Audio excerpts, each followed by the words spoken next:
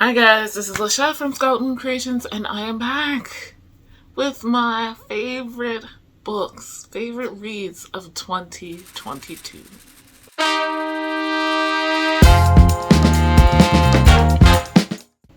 This hairstyle is something, but I'm gonna go with it, right? It's kind of the 80s something.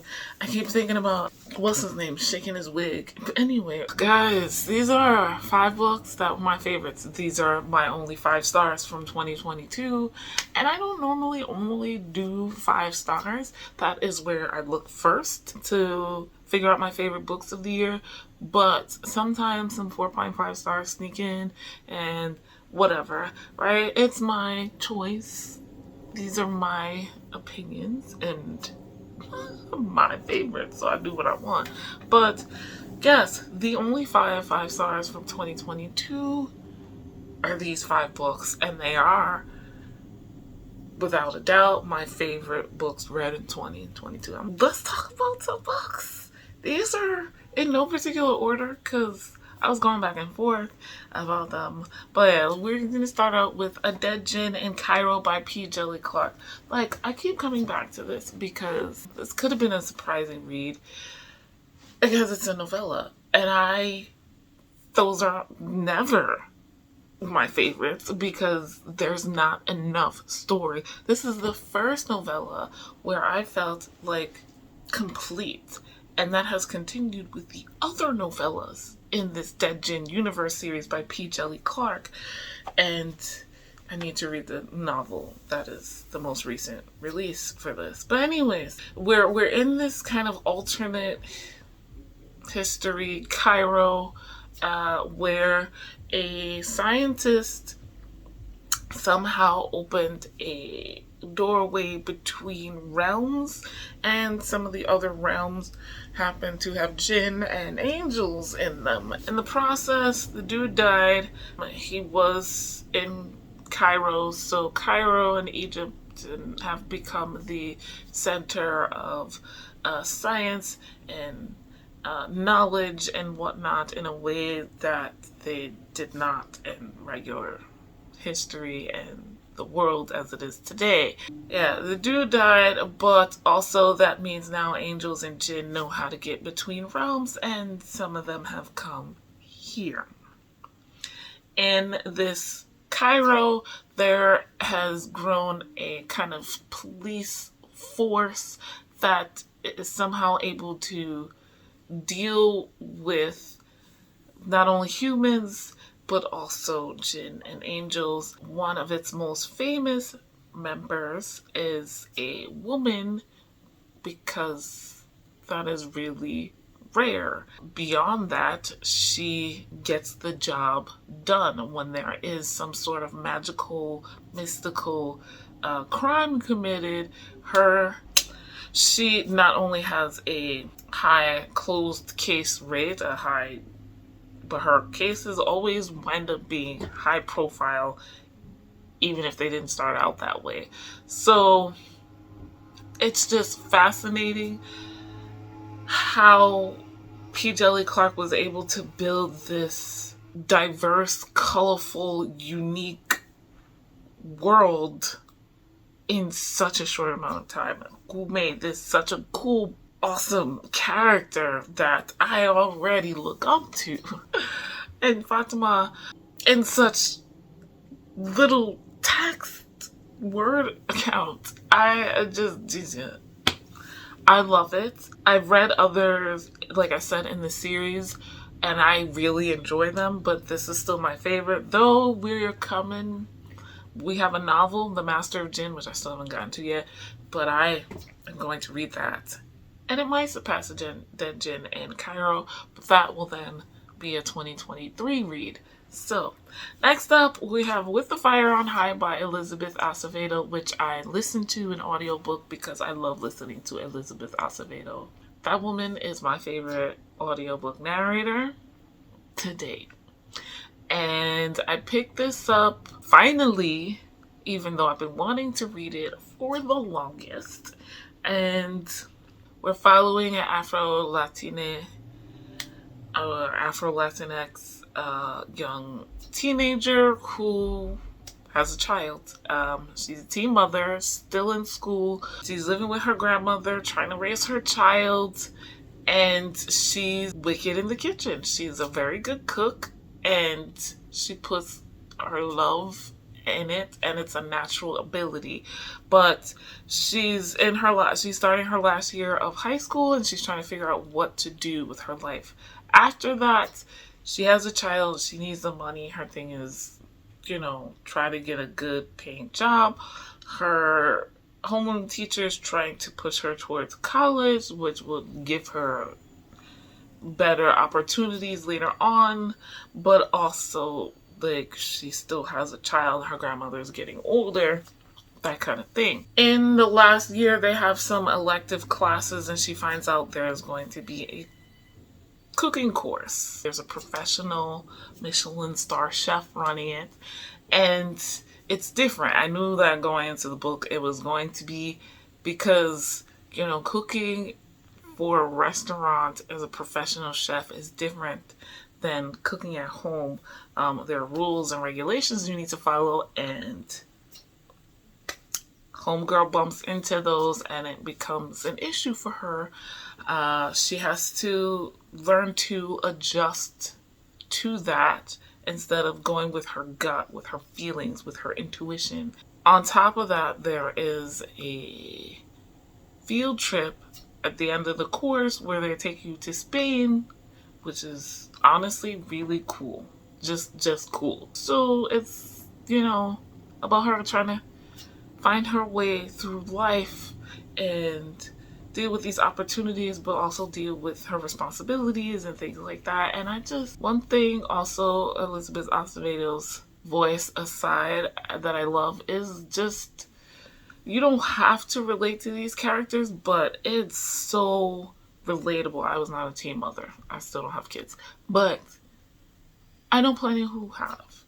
And, the whole urban inner city, we're not in New York this time, but it's Philadelphia, and, the issues that teens of color, particularly Black and Hispanic, deal with in those areas here in the United States, the issues, like, it's super relatable, and I did not have that. And so to see it now, even if I'm comparing it to, my teen years, it's just like, wow. I didn't know I was going to give this a 5 stars, but that's how it came out.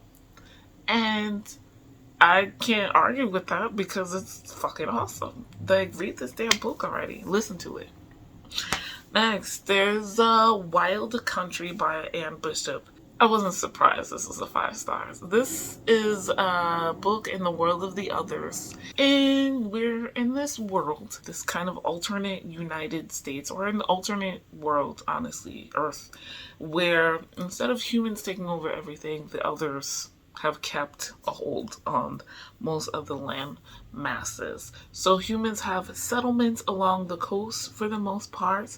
There are various types of others, but they're the kind of paranormal creature types, were animals. So there are wolves, but there are also like coyotes and things like that, or shifters, I believe they're called in this world. There's also the crows and things like that. Then there's like elementals, which are these beings that embody an element like fire. And then there are the others, nothing at all human about them. So there's an element of you're not really going to understand to this series because they're so other, literally. Like, it's not human. But they have consistently kept humans separate for the most part, except for these little areas called courtyards where some others would like to get to know things about humans and the things that humans come up with, and some humans can mix in with them and be a go-between. In this one, this particular one was interesting because we have a type of people, because all humans are not the same. Some humans have some bits of magical ability and different ones. One, I guess, race of humans are called Inuit, and it's, to me, seems like a take on indigenous peoples, which it's up to you to decide whether you think that is unacceptable from the writer's standpoint. I am not aware that she has any sort of indigenous heritage, but they're not, I don't know the words to put this, but I think you get what I'm saying. But that being said, the Inuit, it's a play on intuit or intuitive. They have this sort of intuitive abilities. It's not like a magical power. They've been mostly the good guys, or on the side of the good guys, good people, decent human beings in the series so far. But in this one, that changes. It was very interesting to see that in this one. And then we're back with some people that I really enjoy. Like, I just like being with this series. And if you've followed any of my like favorite genres videos that I did a while ago, like paranormal romance is one of my favorites. And urban fantasy. This is not a paranormal romance, it's more of an urban fantasy. But yeah, it was confusing a bit, but also it's just different, and I never know exactly how to describe these. But clearly I loved it, and Bishop is one of my favorite authors, so I wasn't surprised that this was a favorite. Next, Heartsong. Heartsong by TJ Klune was my first 5-star of the year, and oh my god. So I did complete this series this year as well, just so you know. This is the third book in the Green Creek series by TJ Klune, who isn't, honestly, problematic, but has become a problematic author mostly due to his House on the Cerulean Sea, which I haven't read. Maybe I will to get a better... Anyway, so this was book 3. I loved this series. Again, I just said, like, paranormal romance, urban fantasy, favorite genres, all time, point blank, period. This is that. And more paranormal romance. And I was already in from the beginning, from Wolfsong. But this one, oh my god. Once we got past the first book, there's not as many reveals, I feel. We're dealing with characters we've kind of met already, so now it's like comfort, right? But the way this was written totally had me looking in one direction, and then halfway through it came and said, no, you should have been looking over there because this is what's actually happening. And that kind of blew my mind for a while. I'm still really impressed. I mean, TJ Klune didn't reinvent the wheel. He's not the first author to do this, or even to me, but I like that. It added something because I wasn't really looking forward to the main characters in this, the two love interests. Like, I was, but I was just like, we already know their issue, but like a whole hell of a lot of shit happened, and the way it was told made it more interesting. We start off in the future and then we go back and find out stuff that happened in the past. And then the way it's written, you think certain things are happening a certain way, but completely unreliable narrator because they didn't know what the hell was going on. I'm not going to say anymore because I feel like, but yes, 5 stars. And the last 5-star of the year for me was Braiding Sweetgrass by Robin Wall Kimmerer. You recently heard me talk about this in my December wrap-up videos or recent read videos because I read it in December, or I finished it in December. This is a nonfiction book, and a nonfiction in my favorite books of the year. I do read nonfiction relatively often. They tend to be either spiritual books. I'm a witch, so like witchcraft related things, divination related things. Also like herbal books. I have a business that is highly based on herbalism, and that's because I like it. So growing herbs, making herbal remedies, people's thoughts and experiences with plants and things like that. So those are the nonfiction books I read the most, and this fits into that category vaguely.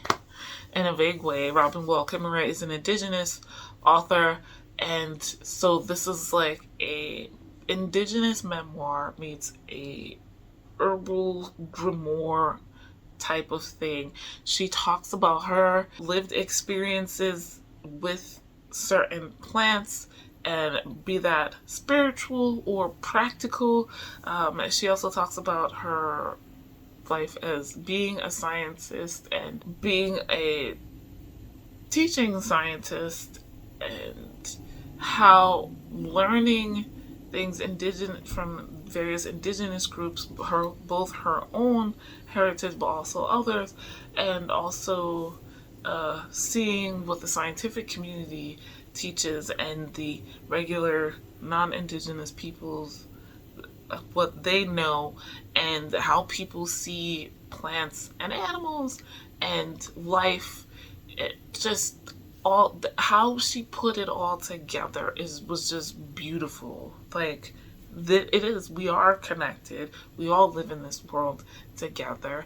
And like there's a chapter about kind of responsibility and reciprocity, and how as citizens of a state or a town, we are asked to give our input about how things are run, infrastructure, and who we want to lead us and things like that. But a lot of times we don't take into the other citizens, which are not humans, which are quite often the plants and animals, and things like that. They offer things to us as well, quite actively, whether it's shade and protecting rooftops and water sources and things like that we use regularly. To not include them in the conversation for how we live is wild. But anyway, I love this book. I'm ready to read it again. I haven't yet, but I started reading the ebook and then switched to the audiobook because I had run out of time on both, and it's very much in demand. I want to buy my own copy. I'm not even gonna lie. So yeah, those are my favorite books of 2022. Have you read any of these? What did you think of them? Leave me a little plant emoji if you made it to this far in the videos, if you want to support. What were your favorite books of 2022? Let me know. I'm curious. Like this video, guys, if you liked it. Subscribe if you are new. Hit the notification bell so you know when the next video is coming. Links in the description to everything I've mentioned here, as well as my Twitter, Instagram, Storygraph, and Goodreads if you would like to follow me or friend me on any of those. And a 10% off discount code to my Etsy shop, where I make all natural bath and body products for magical and mundane purposes. 10% off. You can get a digital gift card if your loved one. And guys, as always, thank you so much for watching. I'll see you in the next video. Bye.